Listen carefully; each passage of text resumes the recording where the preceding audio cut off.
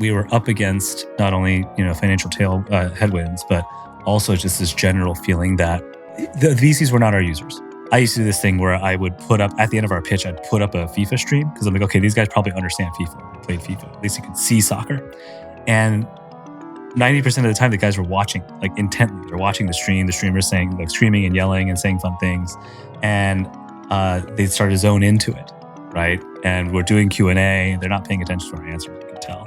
And then we're like, hey, like, are you any other questions? And they kind of snap out of it, right? They were totally mesmerized, actually. And they'd snap out of it and be like, yeah, no, we don't really see this. Who watches this stuff? But you see them. You literally see them being captured in the moment by the streamer.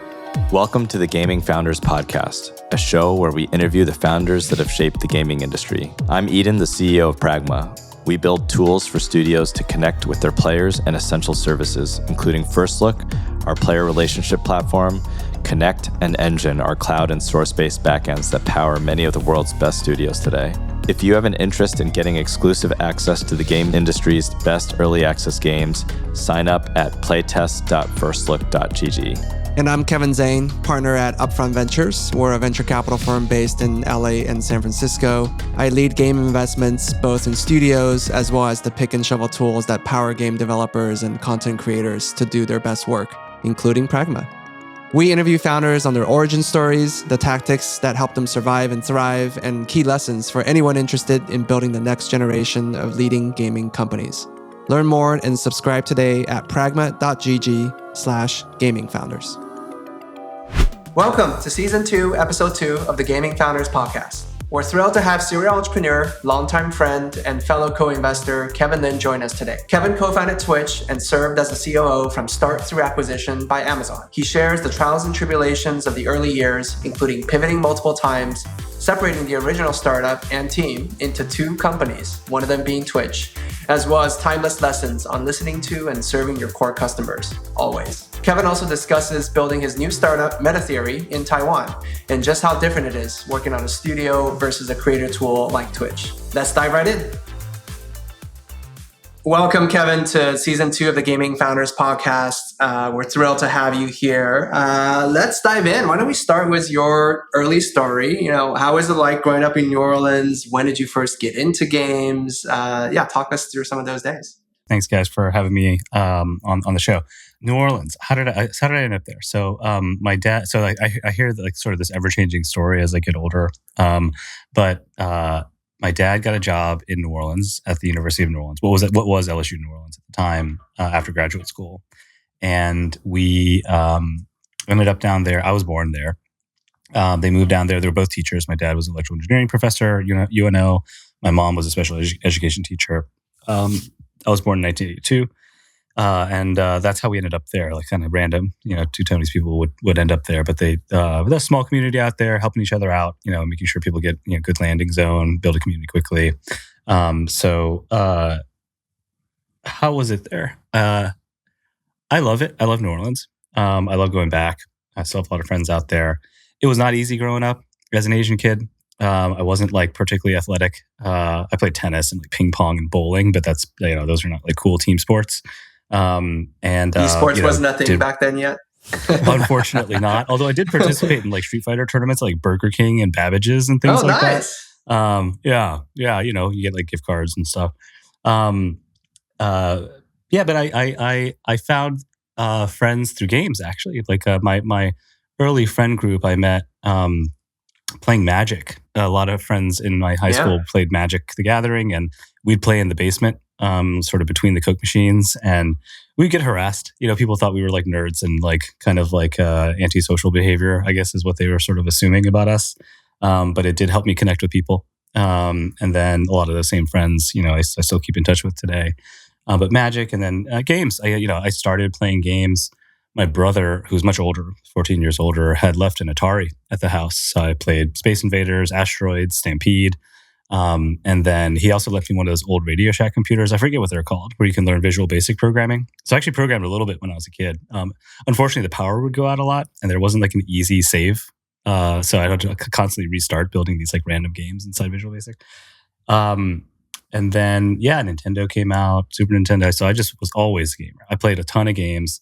watched a lot of TV, watched a lot of, afternoon cartoons, Saturday morning cartoons, and just like either sit at home by myself playing games or play with, friends around the neighborhood.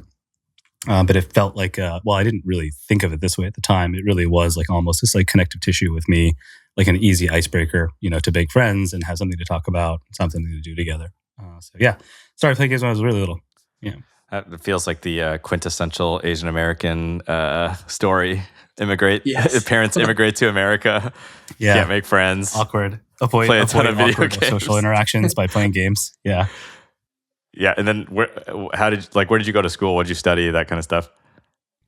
Yeah, I went to Yale for undergrad. Fun fact: I didn't know what Yale was when I was applying. My guidance counselor in school. I was in this like boarding school in Northwestern Louisiana called Louisiana School for Math, Science, and the Arts. So it's like a place for like people who couldn't quite fit in where they would go. 2-year boarding school, junior and senior year only, and it was awesome. Well, number one, it was like not all boys school, so that was nice. But we had a lot of freedom. We're out there living in dorms at like 16 years old, which is maybe a debatable thing for kids to do, but it worked out. I then went to Yale for undergrad. I studied biology, ecology, and evolutionary biology. I was planning on going to veterinary school. I studied evolutionary biology too. That's amazing. No way, wow. Really? Yeah, that's awesome. Yeah. I learned a lot. It was really cool, right? I was just understanding like how do systems get created, My research was in genetics, so like it felt serious enough to like tell my parents like, oh, I'm like analyzing DNA microsatellites or something. So it felt very real. And my plan was to go to veterinary school. It was sort of my proxy for medical school. My parents were like not that excited about it, but they're like, oh, well, you're still like doing societal good. Like you're not gonna make much money, but hey, like it's something, it's like an honorable profession or something like that along those lines in their mind, I think. And then I did a couple of like volunteer things. Notably, I did volunteer work in Louisiana, outside of New Orleans, in the West Bank, at a place called Acres, which is an Audubon Center for research of endangered species. So on the one hand, I did like lab research for like, basically we were trying to figure out how to get sperm and eggs to travel for longer distances without degradation, so that you could sort of, artificially inseminate endangered species. Turns out it's like massively funded by like the agricultural community industry. And we visited some places that just kind of like made me lose a little bit of faith in the space of like, are you really trying to do good here? Is this really profit driven? But it was a really interesting experience. But as I did that, every veterinarian I met was like, don't do it. It's like a really sad job. Like it seems kind of fun. You get to be with animals, but the reality is, and I think this is getting more important as like pets become more of a thing for people, and all this research comes out about how like dogs and cats can like help you live longer, like reduce dementia, like all these benefits to having a pet. But the reality is most people don't know how to care for them. They can't speak to them. They can't hear like issues. They can't talk through issues. And so most of the time when you see a pet, they're unfortunately already quite sick, or they're sort of not. There's zero sort of preventative, thoughtful care going in. So I abandoned that plan. Ended up in New York after college, and then ended up in San Francisco due to a beverage startup, and then quickly flipped from the beverage industry to the tech industry because my college buddies moved there, and were like, hey, at some point they were like, hey, why don't you just join us? So it's a very unlikely story into technology. In terms of the college buddies, like, what did you guys do in college that? I mean, some formative experiences must have happened for them to be like, hey, let's ask this guy to join the startups. Like, how did you guys get to know each other? It's a good question. I maybe it was a lapse of judgment more than anything in terms of inviting me to join on board, but clearly not. So Michael Seibel was one of my closest friends in college. We spent a lot of time hanging out, playing games, drinking, just shooting the breeze. And so he was really my major connection. Justin Kahn, I also knew in college, although we weren't as close as myself and Michael, but we liked to do. Justin's an amazing dude.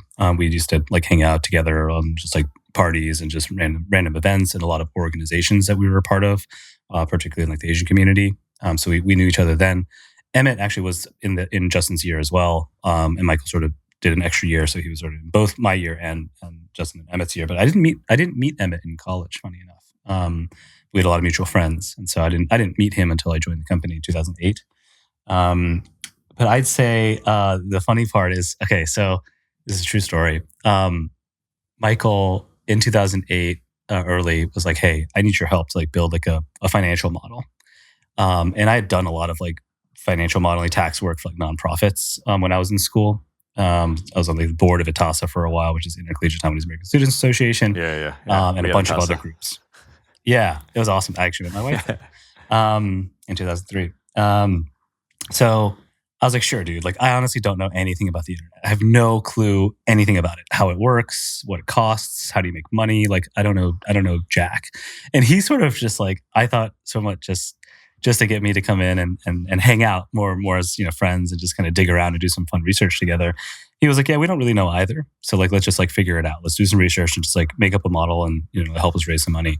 So I did that for about 2 weeks. We met at really early because I was working my beverage job at the time in the warehouse. And so we met pretty early on in the mornings, 7 a.m. and just cranked out some work over a couple hours. I did a ton of research, learned a lot, in just short time on how internet works. And then built this model for them. And I was like, okay, cool. I'm, off to my next, my job.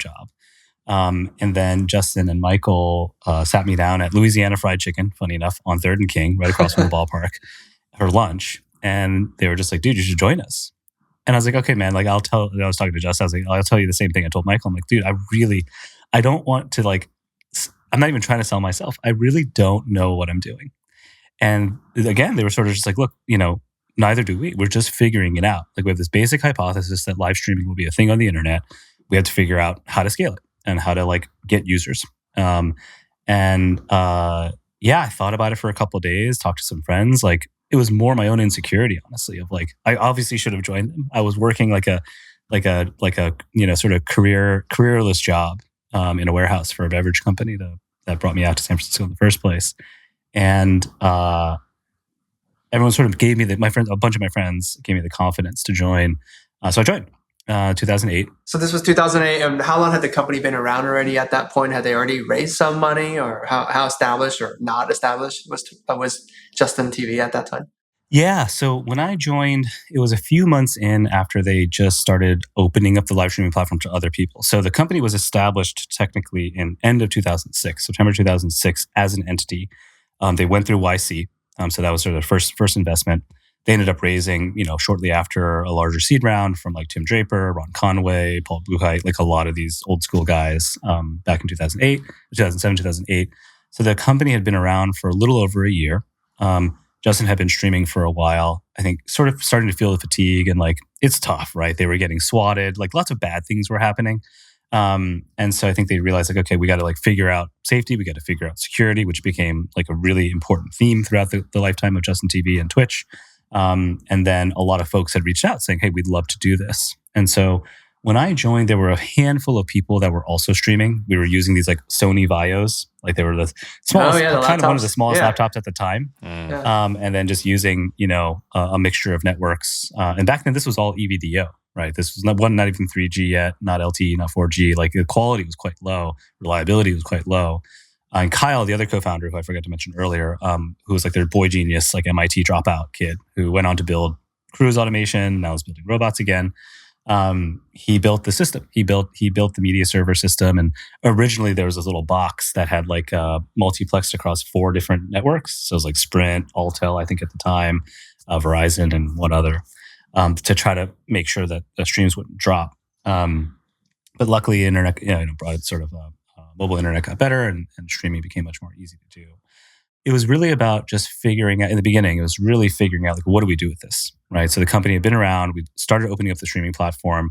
A lot of these creators, early days, this was early days of YouTube, creator model, right? Where they just started sharing advertising revenue. And we learned over time between 2008, 2010, that while creators would say like, oh, I just want to do this for fun, like it's really fun, ultimately revenue was like top of mind, right? How do I actually build a career on this? And it wasn't until 2010 where we really started getting deep into talking to creators and saying, okay, what are your actual needs? What are your problems? What are your hopes and dreams for this? Is this a career or not? And that kicked off this transition into Twitch, where we're like, okay, we want to build creator tools, but we need a focus point because in 2008, when I joined, the platform was growing actually quite quickly, but it wasn't monetizable. right? It was too risky for advertisers. The live especially was very risky. We unfortunately ran into a number of weird streams that would happen that scared off advertisers. And so we're like, okay, what are the categories that make sense? And then we tried everything. We tried sports. We tried news. We tried sort of citizen journalism. We pushed a lot of different efforts and talked to a lot of cool people. Like learned a lot about the industry, the various industries, music. Can people do music streams? Everything had restrictions, and so or like high costs, right? If we wanted to get sports content, we need to have huge licensing costs, and we didn't raise that much money. We had $7 million in the bank. Ustream, which was literally down the street from us in San Francisco, had raised $60 million from SoftBank.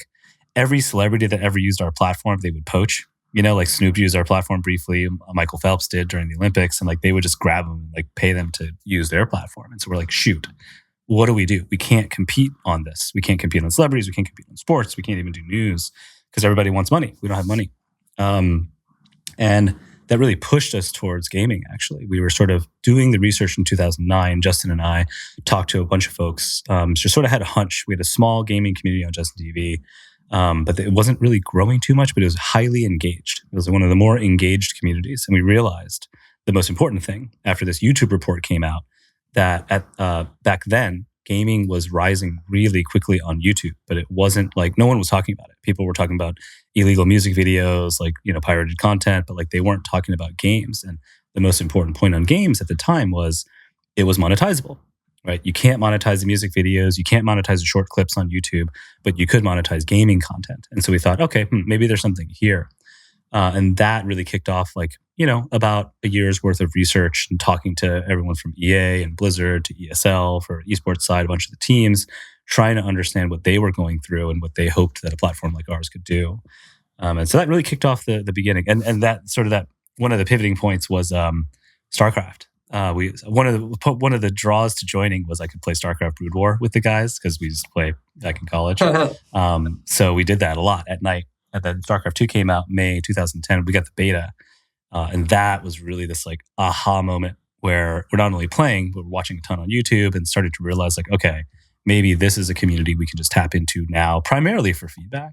But then, one thing led to another. We just kept pushing towards that and eventually spun out Twitch. Yeah, because I imagine at the time the team and investors were probably, one angle to take it is sort of live streaming for everyone, and then gaming is kind of just one part of it. And I'm assuming it was from a brand perspective, you guys needed to sort of be identified as one, or maybe the tools were very unique for games, or all these kinds of things that made you kind of lean into one thing. And then maybe the pushback was something well, how big is the gaming market to support a live streaming product specifically just in games? I guess, what gave you the confidence to go into specifically games as opposed to just hey, we're going to be this live streaming product for the masses, and you choose what you want to use our live streaming tools for. It can be for any of those particular things. So I imagine that would have been the angle that a natural VC backed studio would have taken, I guess. There were a lot of things going against us, right? Namely, when we started getting going, we were doing okay on finances. We had been profitable for 2009 due to a number of products that we built on Justin TV, and so that really helped us not only with the confidence but the resources to okay, we could focus down on something. And I'd say the things that were slightly working against us as we started to research was, one, a lot of people were suing YouTube. A lot of game companies were suing YouTube at the time for this really gray area of can you use gaming content and monetize it as a creator. And so we approached it quite a bit differently, I think, than YouTube did. Although I wasn't in the room with the YouTube conversations, I'm sure they threw a bunch of lawyers at it. We were we're a startup, man. Do what you want to us. If you want us to take your games down, we'll happily abide. But you have by your own definition, you have to tell people that. You have to go and tell your audience, hey, you can't stream game X because we don't want you to. We can't be the ones to say that. That's not our role to do. And as we just got to know people, I think they realized hey, we're not like your typical tech team. We're not here to just sap we actually want to build a meaningful community around your video games and help you with not only launch, but continued engagement, franchise development, and we want to build tools for you as game companies. So we sort of solved that just through, good relationship building. The other thing that was going against us was bandwidth just wasn't there yet. In 2008, we had so many issues with just, CDNs, they weren't ready for this. We had folks like the Jonas Brothers show up on stream, and every time they did that, the whole site would crash. And so Kyle and Emmett had to do a ton of work just to figure out how is our video system going to work when this stuff doesn't exist yet, right? So we had to build our own video system. We hired this guy, John Shipman, who built our sort of, our entire data center network and NetOps and so on. And he really was pivotal and his team were pivotal in giving our partners, the confidence that we had a platform that could satisfy what they needed. But that was really expensive. And so we didn't have that much money at the time. So we had to be really clever on how we, built the load balancing basically for that. And then on the game side, none of us knew anybody in games, right? We were not networked in, we're not from the industry. So we had to spend a lot of time networking in. And again, we hit some resistance because of just the general sentiment towards online content creation around games at the time. But that was that was the fun work. That was actually really a fun part of what we did. But then on the plus side, why we were able to convince the board to let us do it was really this YouTube report that we found, and seeing that gaming was one of the fastest growing categories on YouTube, and sort of our hypothesis, which I don't know if they necessarily believed it at the time, but that we could monetize it, right? We felt that we could pitch this oh, this is monetizable content versus all these other categories we researched. There's no licensing fee, at least for now. We don't know. We don't know how the game company is going to change their minds over time if they sort of discuss as an industry, okay, this is how it should work. And actually, one of the things we did in our Series B raise in 2012 was we did try to go to all the game companies and say, hey, would you like to invest? We'd love for you to have a seat at the table. We'd love to not only partner with you, but have you sort of, be able to win over time if we win. Unfortunately, most of them turned us down, understandably.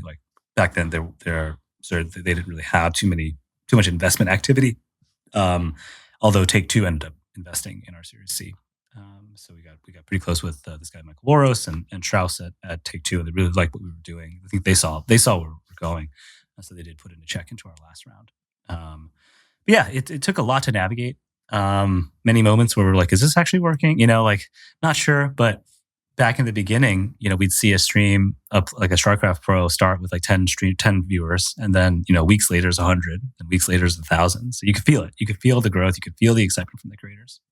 At that time, we were early into Maker Studios too. It was PewDiePie and all those guys, and that was exactly the time when all the YouTube gaming stuff blew up. And same as Machinima and all the competitors at that time. So yeah, great to see that you guys really saw that.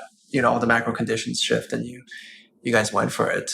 But by the way, is that the customer in your mind, or at least at that time, the customer is the creator, or who is the quote unquote customer for you? So it's an interesting question. It took us a while to figure this out. At first, we more thought of the viewer as the core user, and it was really this switch to the creator that helped us focus down. Not only because we had less noise, right, just way fewer creators and viewers, but they were actually able to tell us product feedback, how would you want to monetize? So subscriptions, as an example, came from a lot of these conversations with DJ Weed, Day 9, a handful of others that were thinking about this future where, okay, if we don't like advertising, what are alternative options? We had looked at the Asia platforms like YY, Huya, YY, Nico Nico that were using donations, Africa TV in Korea. But the feedback from the US creators was, I don't like donations because I feel like I'm constantly shilling. So can we build something where it's a sustainable revenue? They wanted reliable revenue stream, right? Month to month, they want to be able to know if they can pay their bills. It was when we really started talking to gaming creators on a regular basis, as in a daily basis. I would do calls with them, sometimes on speakerphone, in the office, so everyone could hear what was going on. We were a really small team back then, and so they could hear the feedback themselves or send me questions if they wanted to on Yammer or whatever we were using at the time. And then we trained everybody to be able to conduct user interviews on their own, sort of removing confirmation bias and so on. So that was really a pivotal moment for us. Is okay. Is it viewers? Is it creators? Is it both? Doing both was too messy. It was just too much feedback. And so that helped us hone it down. And of course, creators are also viewers, right? So they also give you good feedback on like the general viewing experience. But we really built around sort of their sort of future thinking on what this could mean for them as individuals from a finance and career perspective.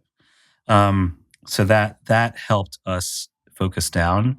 Now, the learning process was hard because, to your point on makers and sort of these collectives like that, actually, we got this. This was really critical feedback we received from the YouTube team, Shiva Rajaraman over there, and a couple of the other sort of project managers that were talking, project managers that were talking to us at the time about doing an integration possibly into YouTube. This was before YouTube Live really was stood up. They were really nice about it. Like, can we actually do stuff together? We did a number of integrations into YouTube, including notifications. So if you went live on Twitch and someone was watching your YouTube channel on YouTube, you'd see a little annotation pop up saying, "Hey, I'm live on Twitch now. Click out to Twitch." That was like really cool of them to do that. We didn't expect them to do that. Yeah, amazing. One they ended up ripping that out later, right after. Right. Of course. Yeah. Damn it. But it was actually a really useful referral system for us, and of course, just like subtle marketing. But the most critical thing they told us actually, so we kept asking them like, "How did you build your team? Like, are there any lessons learned from that you'd be willing to share with us?" And one thing that Shiva said to me was, "I don't recommend working with these networks." He's like, "I think in hindsight, the damage that it's done to us is not really the monetization side. Really, at the end of the day, YouTube's going to take their cut, and then the agents have to figure it out with their streamers. Was that you need to build this direct relationship, and that these agents will try to get in the middle, right? And what's happening there is you're not getting real feedback. You're getting agent feedback, which has a very different incentive structure than a creator does. And so we're like, cool, awesome. Let's build a team to do exactly this. So we basically built what makers had, which was, they called it network development, right? They had a network development team who was out there to talk to creators and onboard them onto the makers platform. So we just built that internally. And we didn't not talk to the makers of the world. We did. We actually spent a lot of time with them thinking about more high level stuff, right? Like, can we build advertising products with you guys that you can then sell to your agents? We had a very small sales team at the time. But it allowed us to continue this relationship with the creators. We basically said, nope, you know what? Like, if you guys want to use the platform, we're only interested in people who are willing to talk to us. And we're going to make ourselves available, right? The founders, the leadership team is going to make ourselves available for creators. If you have ideas, you have issues, you have problems with policy, like, we're here to listen, right? We're not going to block you out. And so that really, I think, was a critical decision in our company life, was to build this partnerships. We ultimately called it the partnerships team. Build this partnerships team to ensure we had a direct line of communication and relationship with creators. When you guys were really small, what was the division of labor? Like, how big was that early team? What was the division of labor? And so you became CEO of Twitch. How did you go? I don't know. I've heard this. I feel like I've heard the story before, and it always sounds like a very humble, like, we didn't know what we were doing.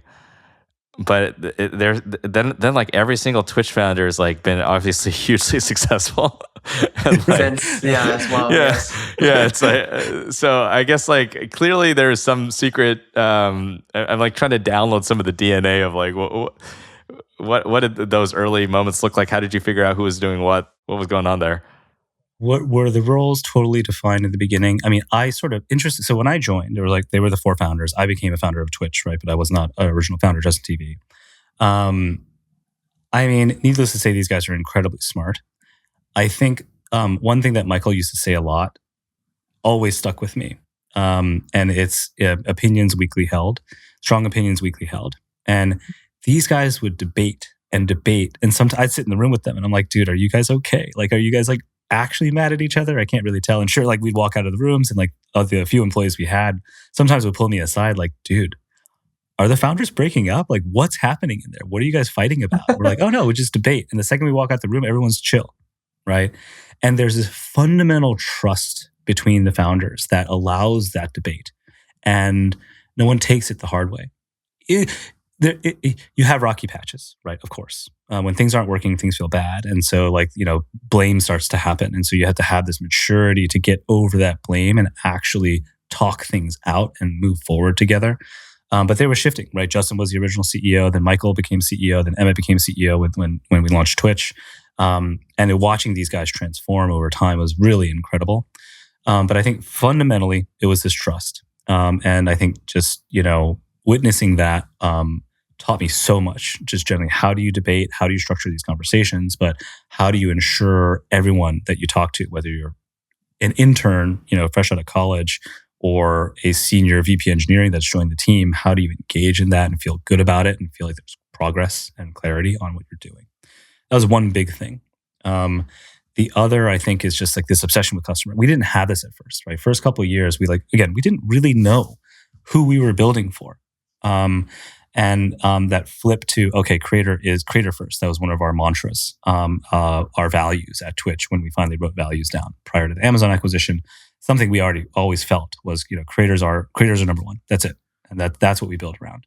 That helped a lot. But it's really just like the raw intelligence of these guys. And like the good human nature, like they actually cared about sort of democratizing broadcasting, right? Both from a philosophical standpoint, but also from a business standpoint. Like, can we help people eject themselves from their shitty jobs and do something for free with a free platform and have information be free? Was a driving force. But as these guys went on to do incredible things, I mean, gosh, it's like the experience was helpful, of course, right? Having been in the trenches and understanding how startup, business creation happens, all the way to user acquisition, growth, like survivability, monetization, being smart about that, being smart about costing, being disciplined about hiring and team building, and ultimately creating excellent culture. That has to happen. I think on the you got to get your hands dirty, and so these guys had that benefit. But yeah, over time, as you are successful as an entrepreneur, it's networks, right? Networks are really critical in a lot of this stuff, particularly on the consumer side, and certainly on the B2B side as well. And being able to leverage that, understanding how to leverage it, feeling comfortable leveraging that is something a lot of entrepreneurs don't really learn, I see over time. Michael and I used to debate a lot. Like, I would kind of talk to anybody, like some random person would email, be like, I have this live stream show idea. And I'm like, sure, I'll take 15 minutes to talk to you. Michael's like, why are you talking to all these random people? And a lot of those people I talked to ended up doing really cool things, right? Most of them did not on our platform. They did maybe cool things elsewhere, but like they didn't end up using our platform. But a lot of those folks end up, as we grew up, right, 20 years later, doing cool things at big companies, and they remain warm contacts. So there's a lot of time invested in something like that versus the alternative, which is like just sit down, focus on product building. And so we ended up filling different roles, right? So my job was not only to figure out the guts of the business. How do you operate this thing? How do we build the team? How do we project out financial results and expectations? And then how do we achieve those? Michael, as CEO at the time before Twitch, was really top down, thinking about all this stuff holistically as well, and helping me do BD calls, sales calls. Emmett and Kyle focused 100% on product and technology. Justin really is like this like hybrid mind where he can build and he can actually code. Although I don't think he does it much these days. But he also is like brilliant brand and marketing mind, brilliant sort of community building mind. And so everyone really filled in a role really well. But I think when ultimately we split the company, right? Michael built a company called SocialCam, which we spun out, which was Instagram, but video at the time before Instagram had video. Kyle went off to build Cruise. Justin was sort of working on Exec, which was like Uber for TaskRabbit, like a sort of premium TaskRabbit. And then Emmett and I just stayed and focused on Twitch. And Emmett stepping into CEO role really changed things a lot, just from a like sort of obsession with product, obsession with technology building, but also this obsession with this like new customer that we had decided to focus on. Yeah, I mean, I can imagine starting a company with whatever, is it 5, I guess, of the early Twitch, I guess? 4 initially. 4 initially, plus you after. And then splitting it into different companies. I mean, that would be very emotional for me if I was working really closely with, you become like married to your founders, and then splitting the company and working on all sorts of different things. Is there any sort of challenge? And obviously everyone did some really cool stuff, but I guess what did that decision making or how lessons that from feel? that, right? Like, Yeah. how do you, if you were to advise someone else on doing it in the future, like how to do that in the most, thoughtful, humane way and not end up on the newspapers as one typically does. Right. We are a highly unlikely story, right? And I think of this like do as I say, not as I do a lot in this story part. But we were kind of defocused because we had gotten the company to profitability 2009, 2010. We were feeling good about that. And it also caused us all to get a little distracted. Everyone was kind of doing other like side hustle things. Right. And we really had to like have this like coming to Jesus moment where we're like, okay, let's sit down and figure out where is this company going? Who's going to do what? And everyone had different opinions. Michael really wanted to work on something in mobile. Emmett and myself really wanted to work on the gaming thing. Justin was kind of in between. He was like excited about both things. And Kyle was sort of just doing, really back end technology work. So I think he was somewhat ambivalent on which direction we went. We had this hard conversation. We did a ton of research. We built up a bunch of financial models around these two ideas. And this is really counter to general startup advice, right? Focus on one thing. And sure enough, our board, our investors were like, dudes, don't do three things. Don't do Justin TV and social cam and Justin TV gaming. And we're like, but we really want to, Right. And I think they gave us a lot of leeway. This was like Stuart Gilman primarily from Alsop Louis. They gave us a lot of leeway because we were profitable. We survived the recession, right? Remember, we also grew up in the great financial crisis. Right. There was a moment where we weren't even sure we were going to get our money out of the bank. They thought we were crazy, but they're like, actually, we do like both of these ideas. How about this? Let's agree to work on this for 6 months. We work on both of these for 6 months. And at the time we were less than 20 people.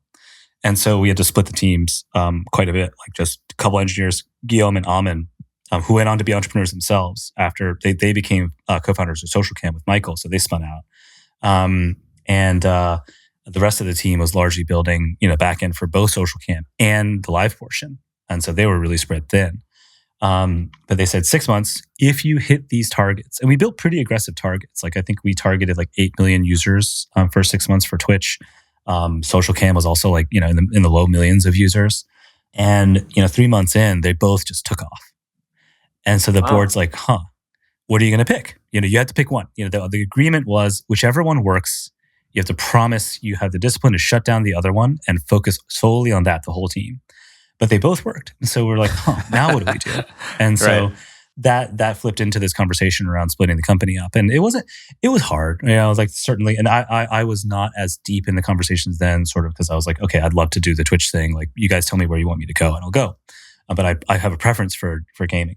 And, lots of thought on, how to be fair to investors. So that was relatively straightforward, right? Cap table was just copied over to the Social Cam cap table.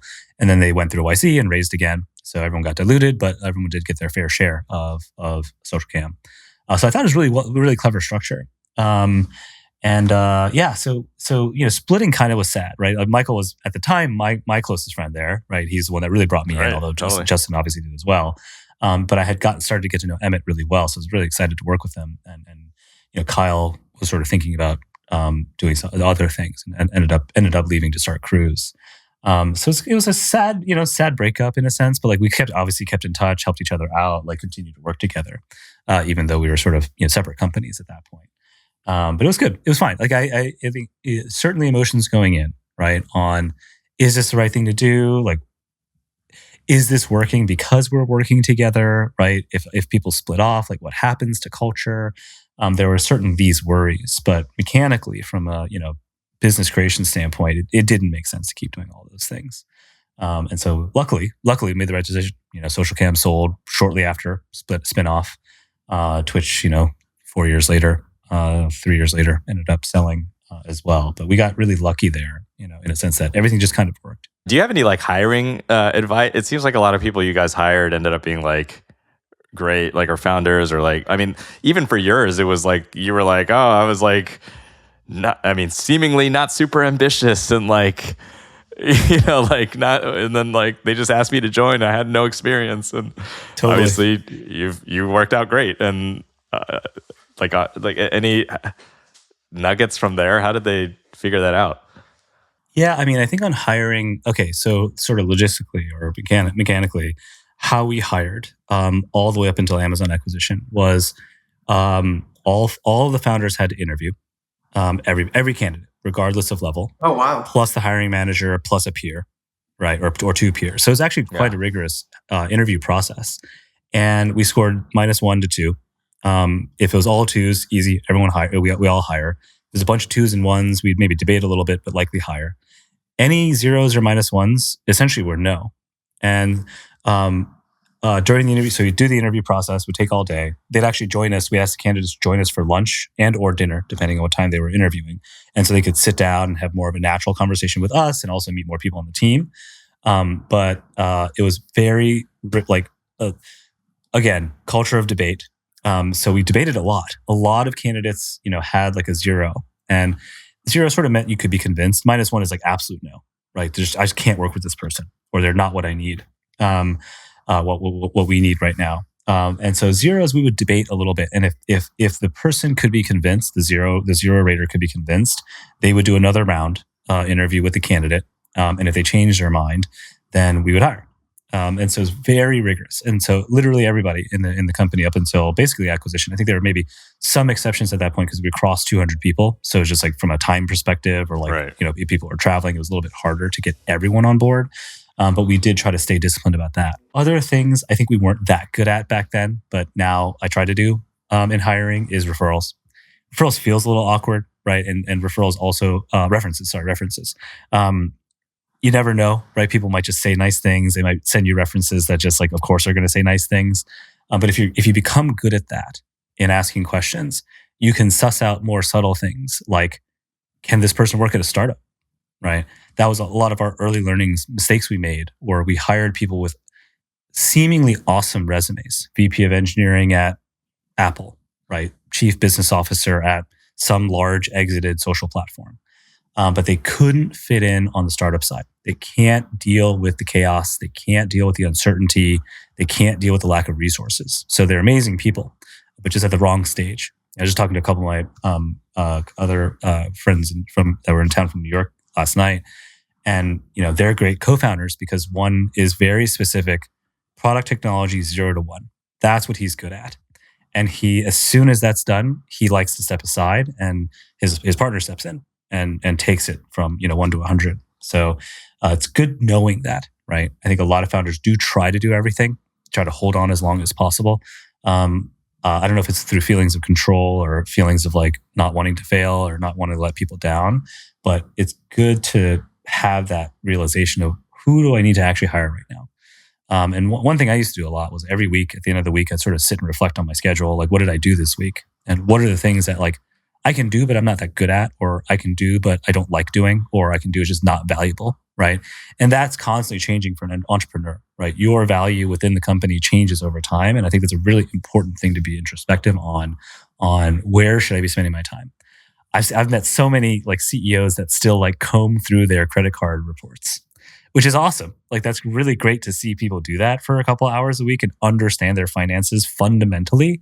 But is it the best use of time to do it that way, right? Or can you set up a system with a bookkeeper or an accountant that can help you understand it faster, right? And so it's just like when you're resource constrained in startup sense, you have to like do a lot of this work, certainly, right? There's almost no choice. But having those realizations of, okay, what can I start to offload? How do I delegate better? How do I create? I hate process, but like process is obviously important. How do you create the minimal amount of process so that things can operate efficiently? And then you can start to throw, headcount at the problem.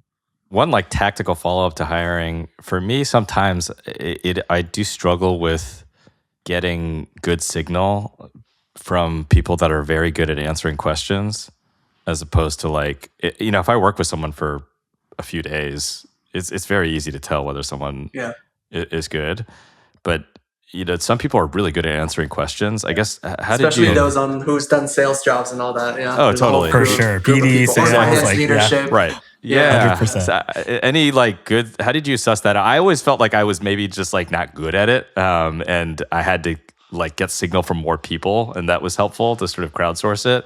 But I don't know if like it's one of those things that one of those like age-old questions. Can you be trained on like is it a sense of something? Is it like you need a better source of questions, or like I don't know if you learned anything. Okay, so from the self, I think there's pattern matching, certainly, right? You can sort of just suss out like sort of almost a gut instinct on do I feel like I can work with this person? As in, depending on what your values, what important what value systems sort of you care about when it comes to work. But can you trust them? Do you feel like they're honest? Do you feel like they have the thing you need, whether that's network or specific knowledge base or expertise? I think sticking with sort of like the sales BD side, marketing side, a lot of folks who are really good at like talking and good at charisma, basically. I think therein lies one, that's where references can be really valuable. Two, we found a lot of the time when we hired people from partnerships or BD, they were either people I had worked with in the industry. James is a great example of this, right? James Cook was at Microsoft at the time. I just found him to be like really intelligent, thoughtful on what was going on in the industry. He had great connections in the game space. And so it was sort of a no-brainer on that side.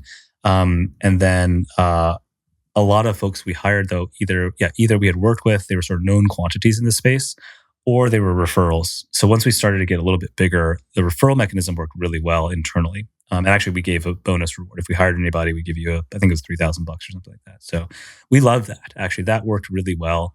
Obviously, sort of there's some feels bads around that sometimes. If like someone's referring a ton and we just don't hire anybody, like it could start to feel a little down for you, right? Oh, am I not bringing the right people in? My friends are upset because I thought I could get them a job. But I found that worked really well. We got high quality candidates.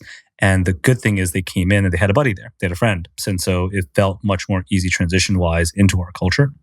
It also gave them an outlet to, as you grow one degree out, there's the comfort level from founders all the way out, because you could always go to somebody that was a mutual friend, basically, as a coworker, and talk about whatever you want to talk about. You got issues, let's hear about it. And so it made it a little bit easier that way. So referrals worked really well. We found that recruiting agencies were not that useful for us. I think maybe our culture was just too different. And so everyone we hired from recruiting agencies in the early days just didn't work out for the most part. Maybe we got a badass engineer on one particular thing or another, but it didn't work out that well for us, actually. So referrals are really, really good. Maybe we can chat a little bit about fundraising. You had mentioned kind of 7-ish mil before. Then you guys had the experiments, and then you ended up splitting into the two companies. So once it became Twitch, how was the capital raising journey? Obviously very expensive to keep a service like that up and running. I assume you were very involved given you were COO and handled all things business as well. I'd love to hear a bit more color. It was very hard for us, right? Great financial crisis. VC was basically just deadlock. And we started raising in 2011. Remember, we were profitable 2009, 2010. That allowed us to do all this work, additional sort of new idea work. But 2011, we went out. We were the fastest growing website on the internet at the time, according to Alexa. We had 80 minutes of engagement per day per user at the time. Wow. And then by the time we sold to Amazon, we were 90 plus, 93 minutes or something. And we had this great story. We had a proven team that could operate and drive profitability, default alive, and has shown growth in a category that a lot of people didn't understand. Right? People didn't understand gaming. They didn't understand live streaming. So they're like, why would people watch other people play video games? This was the most common retort we got from VCs. But as we went out, we pitched. We sort of launched the new brand. We launched the brand in 2011 at E3. Sorry, I was about to say EDC. E3. Mine is somewhere else. Yeah, I guess apparently my brain's trying to tell me something. Right. And shortly after started to raise, and we talked to 80 plus investors. I had kept the whole Asana board, notes, everything. And everyone was like, nah, we're not deploying right now. We also don't understand this space. Sounds like your costs are really high. And we're like, but we have revenue. We have, we're making millions of dollars a year. We were profitable. We can get back to profitability. Just the site was growing so fast that we had all this capital outlay cost for network construction and also just bandwidth bills. But we kept the team. The team was still quite lean then. And 80 pitches in, we're like, what's going on? How do we get people over the line? There's something about our story that's just not working. Maybe we were talking too much about esports. Maybe we weren't talking enough about, I don't know, sort of technology integration into games. And again, a lot of the games industry, I think if you were a VC and reached out to game companies, you probably got mixed opinions about YouTube and Twitch, right? many that didn't want us to exist, many that were happy that we existed. And then finally, this guy, Mackie Craven, reached out from Bessemer. We were in New York meeting with like Union Square Ventures and a handful of others. And he was like, hey, do you guys have time for lunch? So we met him up for lunch. And he was just this huge like gamer guy. He loved League of Legends. We talked about League for a while, but he's like, I'm a big fan of what you guys are doing. Would love to see if you'd, consider Bessemer. And at the time, like we didn't have huge networks. I didn't even know Bessemer at all. None of us did really. And so we met with them back in SF. And luckily, they led. Right? Luckily they were like, okay, we see where this is going. We like the fundamentals here in terms of the team on like the discipline to operate, particularly through that massive recession. And they wrote us a check, but it was painful. Second round, third round, Series B was. So we ended up doing Series B 2012. We closed in 2012, and then we had to do another round pretty much immediately because the site was growing so fast. Our costs were just exploding. And that one also took a while. Because we're still coming out of the pain of the financial crisis. And we weren't profitable anymore, but we were showing this insane growth and engagement. And so luckily we were able to get Thrive to lead. Thrive looked at us in the Series B, but still couldn't quite get there. And then Series C, they led. But yeah, it was not an easy process. We learned a lot. We tried to adapt the pitch along the way as we got feedback. But ultimately, we were up against not only financial headwinds, but also just this general feeling that the VCs were not our users. I used to do this thing where I would put up at the end of our pitch, I'd put up a FIFA stream because I'm like, okay, these guys probably understand FIFA. Or they played FIFA. At least you could see soccer. And 90% of the time, the guys were watching like intently. They're watching the stream. The streamer's saying like screaming and yelling and saying fun things, and they started to zone into it, right? And we're doing Q&A. They're not paying attention to our answers. You can tell. And then we're like, hey, like, are you, any other questions? And they kind of snap out of it, right? They were totally mesmerized, actually. And they'd snap out of it and be like, yeah, no, we don't really see this. Who watches this stuff? But you see them. You can literally see them being captured in the moment by the streamer. But I think they were also a little too fixated on the game. We're like, no, guys, the game is important. Of course, it is. It will be important for many creators. But in most cases, in our experience so far, well, we don't know. We can't like prove to you from a data perspective. People are there to hang out. People are there to talk to the streamer, to get reactions from the streamer, to hear what they're talking about. There's this constant sort of meta shifting in every streamer community about inside jokes, memes. Like, what are people talking about? And feeling this level of closeness. And that's what drives the engagement. But they just, I think over focused on just games and the potential of games. But there's lack of understanding about, what games mean for society, I think, too. Is the fundraising lesson like find the right VC that understands your story, or is it is it craft your narrative, or is it more of like a perseverance lesson? I'm trying to like what's the clearly or you guys all of the above. Yeah, or maybe it's all the above. Yeah. Like I guess, are there things that you changed that led to the outcome that you got, or was it just like the Bessemer guy got it, and so? I think in our case, it was a bit of luck. It was a bit of luck that Mackie and ultimately Ethan Kurzweil were like, okay, I see where this is going. I think pitching is really important. I think maybe we didn't do enough practice pitching in the beginning. We sort of went in hot and then just adapted along the way. And everyone thinks differently, and so we're probably just a little young in that sense of like not knowing precisely what VC speak is. So practice is really important. But I think for the founders out there listening, I would say build your relationships. You have to start building your relationships. You have to like show the, aggressiveness basically of I need your time. I need to show you that I have something important that I'm building. Because it takes a while. The best relationships, the best VC relationships with startups is like, I think that, again, going back to the very top on trust, that fundamental trust, the fundamental desire to work together, right? And feeling like, okay, I like this person, I could work with them is really critical. And if you're sort of if you're out in market pitching constantly and you haven't developed a lot of these relationships, what ends up happening is the VCs they all talk to each other. They're all friends. And if one is like, I really don't like this team, guess what? Most of his friends are also not going to like you. And so you have to show your persistence, show your grit through that process. And building those relationships does take time. So part of every founding team's role, and typically at least the CEO, if not multiple people on the team, has to just get out there, network, spend time with folks, really get to know them, because it is a longer process, and we're sort of going through a similar, doldrums in the VC. Oh, not in AI. There's always a bubble, right? There's always a bubble, but if you're not building in that bubble, there's always doldrums, and so we're certainly in doldrums. I think we're coming out of it now, but the relationship building part is really critical. Switching gears a tiny bit to when you guys decided to sell Twitch, what was that conversation like? As opposed, I mean, there's two paths: like you sell the company or you go IPO. And what was the decision-making process for that? 2014 is when we sold. We started exploring the conversations early part of that year. We had sort of gotten some signals after our last round, our Series C, which was September 2013. We started to get some signals from folks, like Tencent had reached out, with the news. They're like, oh, let's talk, let's figure out something to do together. We ended up meeting with them. We ended up going out to China, actually, early 2014 in March.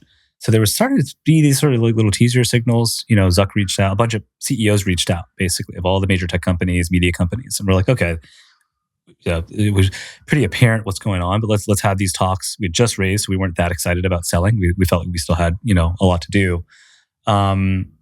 But we were already alive for almost, 8 years, right? Remember, incorporation in 2006. And most VCs hope, and this is, our investors were like super chill about all this. Obviously, they wanted us to sell. They wanted an exit for themselves, but like they were all, they always said, if you guys want to keep going, like we're supportive of that. But there's a bit of that in our brains of like, we got to do right by our shareholders. They've been around with us for so long. Like we need something. We need to give something back to them.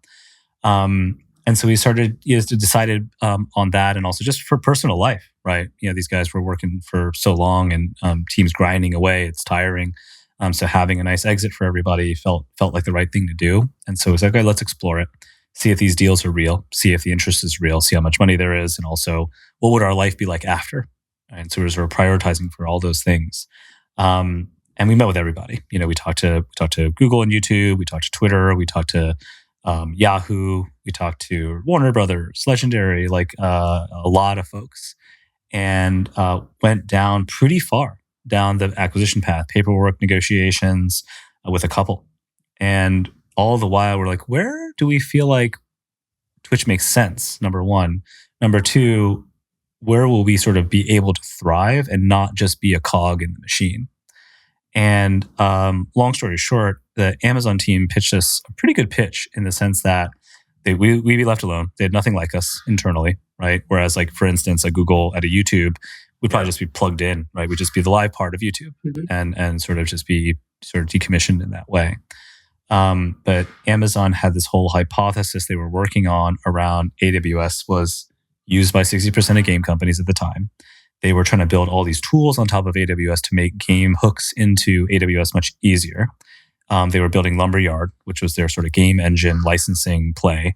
They had a bunch of first-party and second-party studios that were building these big games, right? These hypothetical, like 10,000, simultaneous multiplayer, like open world games. And we thought, oh, this is really cool because we get to do a lot of things. Not only do we like maybe reduce our AWS bill, basically, but also we can work with these game studios and we could build hooks into the engine. And so things we always wanted to do at Twitch were get deeper and deeper into games, right? Not only the simple, like sort of embed video player in games, but sell things on Twitch, sell in-game items, sell games, have actions while watching, influence games, right? The whole Hunger Games idea of can audience buy things for players as they're playing, stuff like that we really wanted to test out. And so the story kind of made sense for us versus many other places where we, in many cases, we're like, why do you even want us, right? It doesn't make sense aside from you need to grow your user base and revenue. And so that's really how we landed on that. They didn't give us the best cash offer, but they gave us a really good retention offer as well. And so, some of it had to stay for 5 years, but we felt like it was the right structure for the team. The other thing you have to think about as you exit a company is how do you do right by the team? A lot of the people that were at Twitch at the time of acquisition were there for less than a year. They had just joined us within the last year post fundraising. So they hadn't invested yet. Like, how, what do we do for them? So we had to think about all these things. And then importantly, think about like, what is our survival after, right? How do we continue to get to do this like really fun work that we love, or are we just going to sort of get, pushed into a corner and ignored? So that was important, of course, for us as well. Are there any like product things that you wanted to do that that you were like, or maybe even that you're still like, oh, it would have been super badass for Twitch to have this thing and it never happened because, I mean, you've been gone for a little while now. Well, VOD was always something we wanted to figure out. Like a lot of the creators were like, I wish I had one place I could manage everything, right? And so we tested it, but we just sort of always internally realized like, man, this is just not our DNA to do on demand. And like, it's very hard to compete with YouTube. But we did try many times. We tried highlights, we tried clips, we tried a lot of different angles at on-demand viewing, but just failed. And then revenue, like that was always the creator's biggest thing. It's like, how do we make more money? No one likes ads, right? It's high margin business, but like people don't like it. Viewers hate it, of course. Streamers only like it because it does bring money in. So how do we build better ad systems?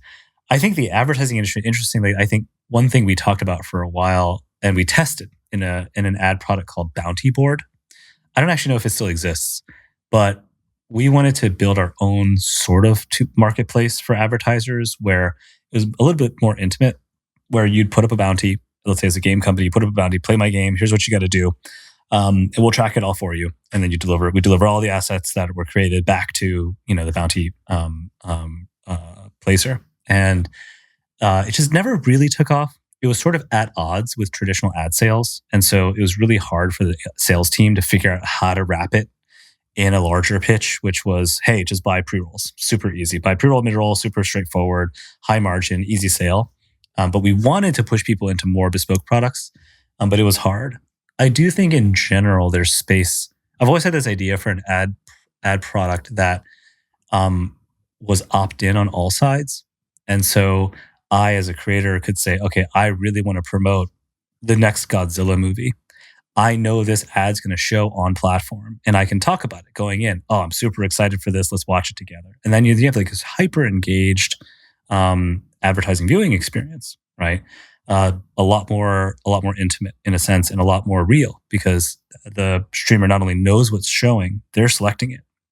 So I always thought that product would be kind of something along those lines. It's like cool. The podcast. I mean, podcasters sort of do this, right? With their totally. I guess it only happens across what really has now ones. become all the sponsored ads and everything. Yeah. But like sort of the platform allows it directly. Yeah. Of course, YouTube has like the flags you can put on it now, but it's not well integrated into the site, right? Yeah. Can we also talk a little bit, maybe also this is a post-acquisition thing, but, you guys made then a big push into also non-gaming creators as well, right? Like you talked about how creators was, ultimately your customer. Are they largely, similar to gaming creators? Were you able to reuse a lot of your learnings or was that a whole new discovery process? So it was actually very organic. Funny how we went full circle, right? Started with broad, generic streaming to very niche at the time gaming, and then back to sort of everything, IRL and so on.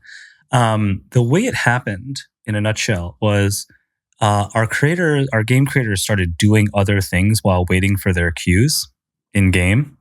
And so we had some that would start painting, someone that would grab a guitar, play some music, someone that would just, do the talking head thing. And at first we were like, what do we do about this, right? We're supposed to be gaming only.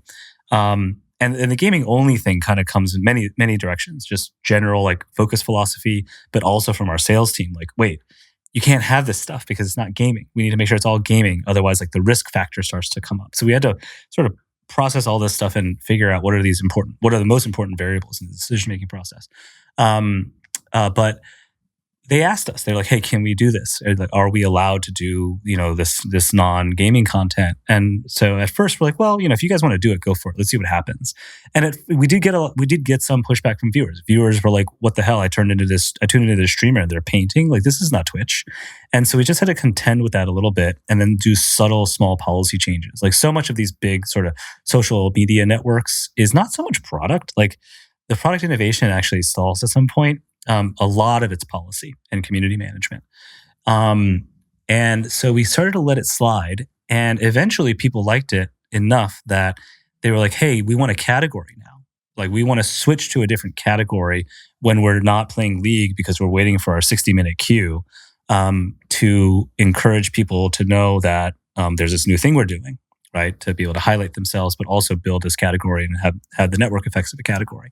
And so at first we started doing, this was like 2013 maybe. We launched a product, a category called Twitch Creative, led by Bill Morier, who was our original engineer. Bill built chat, or the original chat system.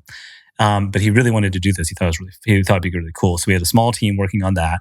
And that's when we started onboarding, musicians and painters and digital artists and so on. And it worked okay. They wanted actually a whole suite of other tools though. So to your question on, was everything applicable? For instance, the obvious thing, they wanted a commission tool. So as we talked to these creators, a lot of them were like, how do you make money today? And they're like, well, I'll put stuff on Etsy or whatever. Like I'll, sell direct. I built my own website, but it's really hard to get people to buy. And so like, oh, okay, cool. Well, in theory, while you're streaming, if you're engaged with your audience, like you have all these call to action that you can do, very easily verbally. Like, hey, first person to, pay me $20 gets this next drawing I make. I'll mail it to you. And so we started to build that sort of commissioning system. But then eventually we realized, creative might be too narrow. And so actually Matt DiPietro, who was our VP of marketing at the time, was like, why don't we just do IRL? Why don't we just call it IRL? Just go straight back to the Justin TV days of streaming and let people kind of do anything. That eventually became just chatting. And so it was sort of organic. And it was again, really, from feedback from creators and sort of observing our own evolution of what the creators were doing on platform. And then asking them the questions like, do you want to keep doing this? If so, how do we support?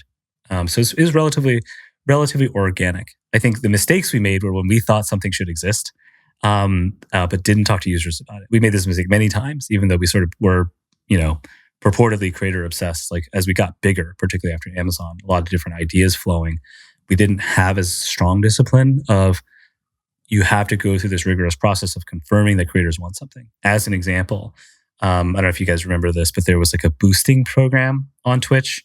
This was pitched by one of the commerce teams, one of the Amazon guys. They thought it'd be fun. It was like it's sort of gamified boosting for promotion on the front page and on the directory. And we're like, dude, I don't know, man. Like you're going to get a lot of trash content getting boosted. And you'll also have this constant like sort of rich get richer underlying like, disappointment, because that's what's going to happen. People who have the means to promote themselves will continue to promote themselves, or you'll have people who have means to promote things that will promote bad things. And sure enough, it's just crashed and burned at launch, but it took like almost a 2-year cycle to build that, something like that. So sticking with the creator feedback was always never really led us astray. It's a very time intensive game in that sense, but it was very critical to our success. All right, you've done a ton since selling to Twitch and leaving Amazon. You got a fund called Lifelike with Randy. You got a new game studio called MetaTheory. You got bar stuff and SF, all sorts of stuff. What's inner crew in LA? Yeah, you're That's right. everywhere. You're investing in all sorts of things. I have two questions. One is like kind of what is your vision for yourself now? And the second is sort of like for a lot of people that have started game studios, what compare and contrast a little bit with like building Twitch and then building MetaTheory and maybe some of the things that have been surprising. My major focus is these days, although honestly, like sort of life philosophy is obviously constantly shifting, but it's particularly shifted a lot in the last couple months. Got to get healthy. Got to make sure family and close friend time is good. MetaTheory is one of my main focuses. So we are building games and game platforms. I'd say now in the blockchain space. So we do have a game on Telegram. If you search for Hot Pot Arcade Bot, Gimme Cat, it's like the Jump inspired game. Our goal there is to use casual games and hyper casual games as a social engagement tool for projects. And so we're starting with meme coins. We partnered with a few meme coins to give them some engagement. And our sort of secondary goal, but also very very close primary, is to find real users. A lot of these Telegram games were heavily botted. And so how do we find sort of proof of human through all this, and ensure that if you're building a community, that you have highly engaged people who have games as sort of one of the anchor foundation points for that social connection. we'll start with blockchain projects, but we'll eventually shift into general creators, right? So like, can you create a system where you have many games on top that probably we develop first party at first, but eventually third parties can develop, or eventually there's AI tools that make it really easy for anybody to develop. But if a creator wanted to embed a game in Discord and run some contests there, they could do that. Learned a lot through the process. I think made a lot of the typical founder mistakes of hired too fast. That was largely due to not knowing what to do on video games, right? It just kept feeling like we needed more art. It kept feeling like we needed more engineering when we didn't yet. We were too early in the hiring. And I'm not, a team is a team, right? Everyone's feedback is important and valuable, but like not processing the perspectives correctly was a big mistake. We just had to hire too fast, and unfortunately had to do a couple of riffs.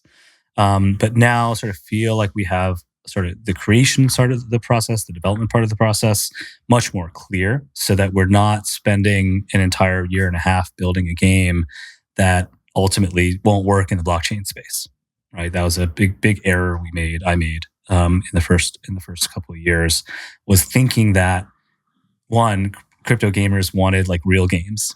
I think they do. They say they do, but when it comes down to actual engagement time, they don't. And so I don't think those audiences have really melded together yet, although I believe it's coming soon. But then if we carefully architect this thing, it can be relevant for anybody, right? And I think we're sort of charging towards this future where people are not only going to continue playing games together, number one engagement time per day on the average human across the planet, but we'll be making games together and iterating. And like that's play will become people tinkering on things together, sending it to their friends for feedback, continuing to tinker on things. And it allows anybody to kind of jump in and just do something, contribute to the process of creation of a game. So I think that's like maybe relatively near future of what will end up eating up a lot of that time is the creation process, sort of just like expanded, heavily distributed sort of creation process around games. So I think that's a really interesting like fundamental change to the space. So that's what we're focused on there. And then other learnings, remote. I realize I am much better when I can see my team. And remote is hard, particularly in game creation. And so we're heavily remote, although we've now focused a lot on hiring in Taipei, where I am. We have a team of 21, and then teams sort of distributed across America, and a couple of people in Europe, a couple of people in Latin America, a couple of people in other parts of Asia. It was hard. It's not easy to manage. I'm not saying like return to office is like critical for everybody, but like for certain teams, it just feels better. For certain leaders, like it just feels better to be able to just sit, talk through things as quickly as possible, and move a lot faster as a result. So it's still learning that, right? How do you build good culture remotely? How do you build good process remotely? How do you really optimize time? Is every entrepreneur's job. But as much as I thought I learned from Twitch, sometimes you still just can't help yourself make the same mistakes. Yeah. All right, Kevin, I know we've kept you on for quite a while already, but we got a quick lightning round for you. Change things up a little bit. So why don't we kick it off first? Any kind of media, whatever it is that you consumed recently that you really liked? TV, I've been watching Dan Da Dan, this like new anime on Netflix that's like really of wild and hilarious and satirical. Yeah. I do watch a lot of anime still. I've been reading a lot about habit creation. Okay, so this is another thing we're working on in MetaTheory. We're trying to build a habit creation tool. To the point of focus earlier, we were not focused, and so we just had this discussion last week on what do we do with this product. But we're building a habit tool. We think it's really important. Bring a social component to it. So I've been reading a bunch of these like sort of habit related things. One of my friends recently suggested, this is not directly habit related, but it's called like the Harada method.